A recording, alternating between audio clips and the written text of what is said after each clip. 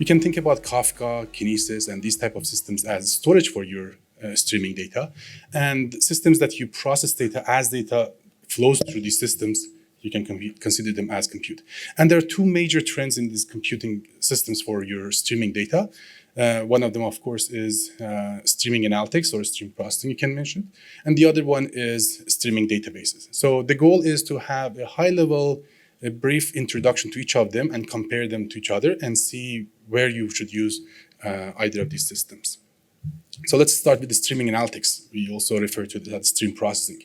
These are systems that continuously process data that comes to your streaming storage system in real time and produce results for that. So these are compute-only systems. There's no storage. They connect to existing storage. In this case, Kafka would be the storage for them.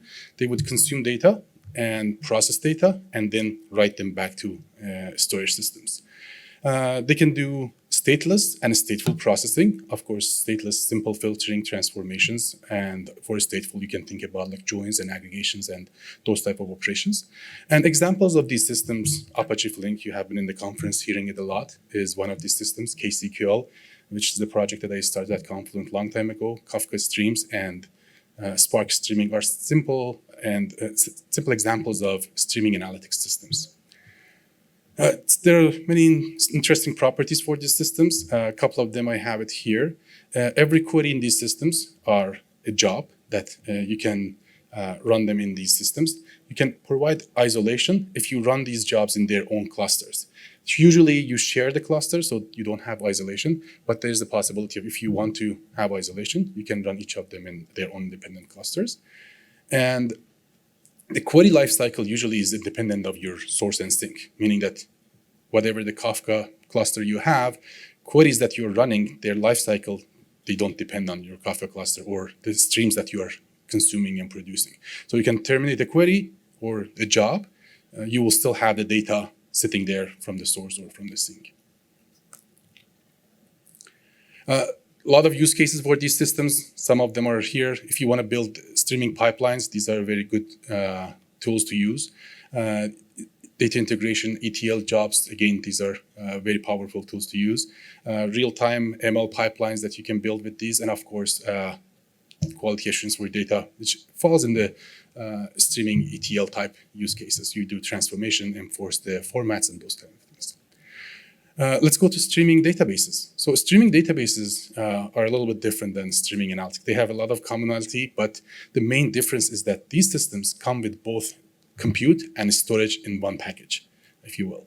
So think about them that they have capability to ingest data from streaming storage systems, your streaming storage system like Kafka, continuously consume data from these systems, and they build materialized views and continuously update these materialized views for you. So the main concept in the streaming databases is concept of materialized view.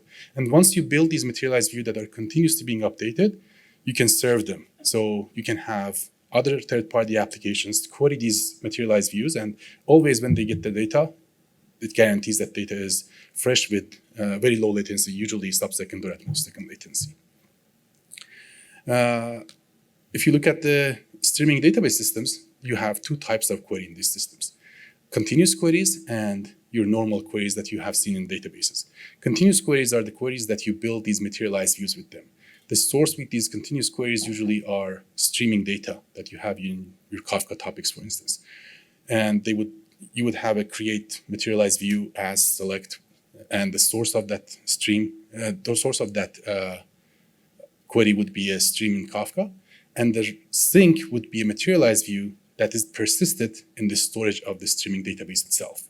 And once you bring it up, this query continuously consumes from that Kafka topic and continuously updates your materialized view. And the second type of query is that now that you have this materialized view that is continuously being updated, you can query it. And every time you query it, the streaming database guarantees that your data is fresh and all of the updates from the streaming side is applied to it. Materialized view lifecycles tied to the query lifecycle. So if you drop a materialized view, the query also is going to be terminated. And in this type of system, usually you don't have query isolation, meaning that all of your queries are running in the same cluster or same streaming database. So primarily, you would use these systems for building incrementally updated materialized views, as I mentioned. Imagine you want to keep counts or keep aggregates for different values. You can build materialized view that continuously updates that count. And every time you query this count, you will be getting the updated results, and you can visualize it, have dashboards, and serve it for third-party applications. A summary of the discussion that we had. So streaming analytics, as I mentioned, they don't have their own storage. They work with outside storages. Case in point, Flink, you can work with Kafka, S3, databases outside the storages. On the other hand, streaming databases, they have their own storage and materialize the results inside their own storage systems. Interface-wise, streaming analytics not only provides SQL interface, but you can also have other languages like Java, Python, and case in point, in case of Flink, for instance, you have API for these other languages too. But the streaming database systems that we are seeing right now mainly are based on SQL, and goes back to the concept of materialized view, as we mentioned. So to build those materialized view, you just need to use SQL's language. Query isolation, as I mentioned in the streaming analytics systems, if you run each query in its own cluster, you basically have isolation for your workload. On the other hand, in streaming databases, usually you run all of your queries in one place, and that kind of like takes away that isolation. And one bad query has the potential of bringing down the whole system. I mentioned lifecycle.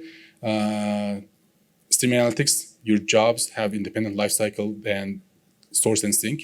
You have a source stream, you produce a sync stream. If you terminate the job, you still can go and read those sources and syncs. On the other hand, in the streaming database side, if you drop a materialized view, you're also terminating that job that's maintaining that materialized view.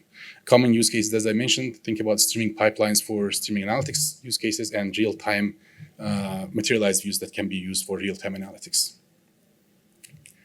So in general, this provides a fragmented compute space for your streaming data, meaning that a lot of times you need both capabilities. You want to have streaming pipelines, transformations, and ETL and those type of workloads. And a lot of times you may also need to materialize the results of your streaming jobs and serve them to third-party applications, dashboards, and so forth. So a lot of times you have to use multiple systems, one for streaming analytics and one for streaming database or real-time analytics type workload. And again, this is not ideal. You end up maintaining two systems or learning two systems and so forth.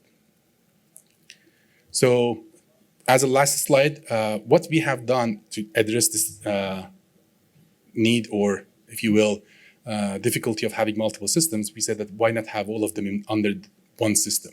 And under one system, it's not that we build one engine that handles both kind of workloads.